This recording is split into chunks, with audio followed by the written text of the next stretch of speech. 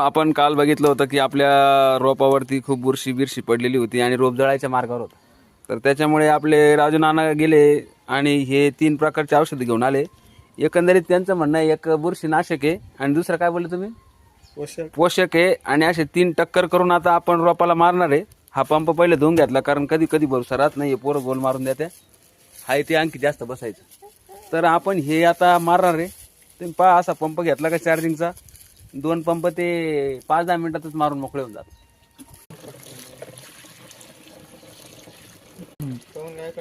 अरे असं भरगच पाणी टाकायचं आणि एखादं लिंबू पिळलं तरी चालतंय. त्याच्यात ऍसिड लवकर मिक्स नाही होत ना, त्यामुळे आपण याला असं पाण्यात एक तांब्या किंवा डब्यात मिक्स करून घेतो. हे बा असं मिक्स झाल्यानंतर आहे ना, त्याच्यात ते आपण टाकून घेऊ. टाका, चांगलं विरघळ का.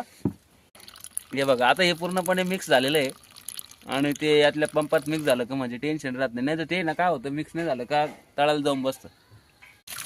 ते भरू नका, थांबा 2 मिनिट थांबा.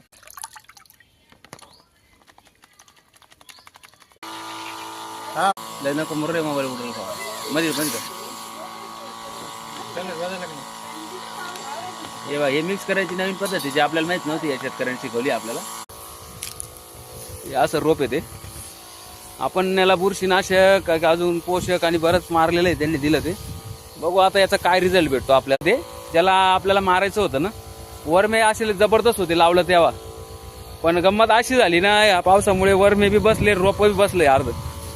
तर पाहू आता काय रिझल्ट भेटतो. पूर्णपणे याला 2-1 पंप मारायचा असा अंदाज आहे आपल्याला. एका पंपात होईल पाहिजे, पण 2 पंप लागले तर 2 पंप मारू.